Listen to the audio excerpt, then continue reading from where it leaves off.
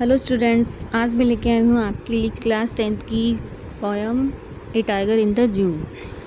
A tiger in the zoo poem में poet लॉज़ली Norris ने चिड़ियाघर में बंद एक बाघ और जंगल में रहने वाले एक स्वतंत्र बाघ के जीवन का अंतर दिखाया है। चिड़ियाघर का बाघ एक छोटे से पिंजरे में कैद है। वह गुस्से से दुख के साथ धीरे धीरे चक्कर लगाता रहता है। वह लोगों पर हमला नहीं कर सकता क्योंकि वह लोहे की सलाखों के पीछे बंद है।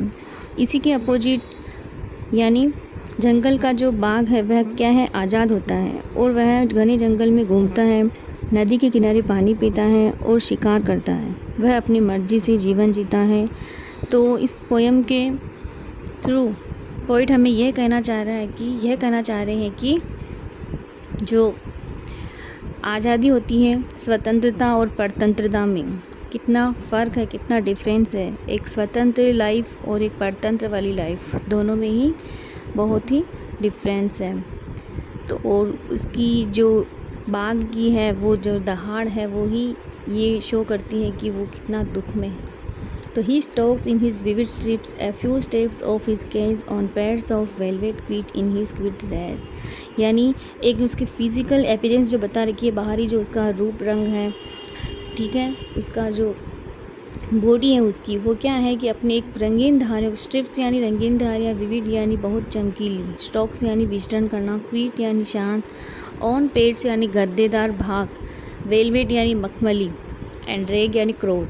जो ये बंद हैं सलाखों के पीछे यानी जो कैद में है बाघ, वो क्या करता है कि गुस्से के साथ अपने शांत पैरों से, अपने वेलवेट और मखमली गद्देदार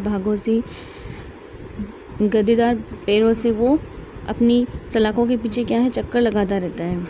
और जो उसकी किसके साथ, अपनी फिजिकल अपीयरेंस विविड स्ट्रिप्स, बहुत ही चमकीली रंगीन धारियों के साथ।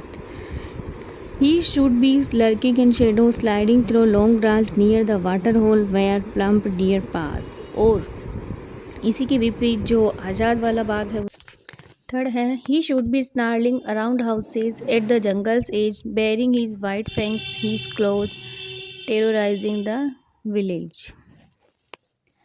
स्नार्लिंग यानी दांत दिखाते हुए गुर्राना, एज मीन्स किनारे, बेयरिंग यानी दिखाते हुए, फैंक्स यानी दांत, क्लोज यानी पंजे, और टेरराइजिंग यानी दहशत फैलाते हुए। तो उसे अपने सफ़ेद दांतों को और पंजों को दिखाकर दहशत फैलाते हुए जंगल के किनारे स्थित घरों के चारों ओर गुर्राते हुए घूमना होगा। अर्थात जंगल का बाघ किनारे के गांव तक जाने व दहशत फैलाने को भी स्वतंत्र है। इट मीन्स जो स्वतंत्रता होती है वो संपूर्ण विकास का अवसर देती है। विकास की इस शक्ति को समय पर काम में लिया जा सकता है, अर्थात वह स्वेच्छा से कभी भी शिकार कर सकता है। But he is locked in a concrete cell, his strength behind bars, stalking the length of his cage, ignoring visitors। Locked यानी ताले में बंद, कंक्रीट यानी कंक्रीट का, सेल यानी कोठरी, स्ट्रेंथ यानी ताकत, बार्स यानी सलाखें, इग्नोरिंग यानी उपेक्षा करते हुए, विजिटर्स यानी जो आगंतुक होते हैं, जो उसको देखने आते हैं। लेकिन इसके विपरीत फिर वही जो कैद है वो बाघ क्या करता है, किंतु वह कंक्रीट की कोठरी में ताले में बंद है और उसकी ताकत जो है वो सलाखों के पीछे है। वह अपने पिंजरे की लंबाई तक विचरण कर सकता है और आगंतुकों उसकी उपेक्षा करता है। अर्थात चिड़ियाघर का बाघ जो है कितना भी दीनहीन दशा में है, विचरण की उसकी उत्कंठा समझने लायक है। उसे अन्य किसी में कोई रुचि नहीं है, यानी उसे कौन देखने आ रहा नहीं है, क्योंकि वो जो लोग उसे देखने आ रहे हैं उनका वो शिकार नहीं कर सकता, उनको वो डरा नहीं सकता, क्योंकि उनकी शक्तियाँ जो है उसकी वो सलाखों के पीछे हैं। तो जो आगंतुक है उसमें उनको उसका कोई इंटरेस्ट नहीं है। तो परतंत्र की जो दशा हमें क्या है, सही दयनीय उसकी रहती है दशा, उसकी सारी शक्ति क्षीण हो जाती हैं और उसकी रुचि भी समाप्त हो जाती है।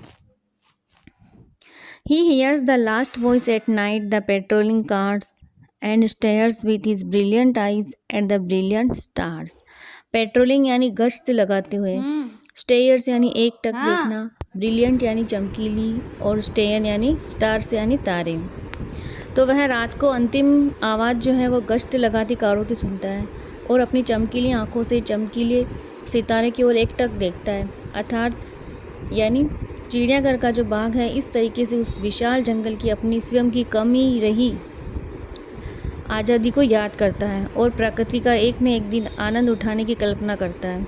यानी जब वो पिंजरे के अंदर से उस स्टार्स को, मून को देखता है तो उसे लगता है कि काश मैं इस नेचर के पास कभी होऊंगा, या मैं अपने नेचुरल जो मेरा हैबिटेट है मैं कभी वहाँ जा पाऊँगा। यानी जो उसकी वो जो बंद है तो उसकी परतंत्रता जो है वो उसकी बहुत ही पीड़ादायक है, और परतंत्र हमेशा स्वतंत्र होने के ख्वाब देखता है। ठीक है, तो लास्ट में जो बाघ है वो तारों को देखता है और अपनी जो बंद भरी ज़िंदगी पर, यानी जो कैद भरी जो ज़िंदगी है उसकी, उस पर दुख व्यक्त करता है और उसकी दहाड़, उसकी पीड़ा और आज़ादी की इच्छा को दर्शाती है। यानी जो वो दहाड़ है उसकी, वो ये दर्शाती है कि वो कितने दुख में है और उसकी आज़ादी की इच्छा कितनी है, क्योंकि वो बाहर के वातावरण को देखता रहता है, एक टक घूरे रहता है तारों को, मून को, है ना।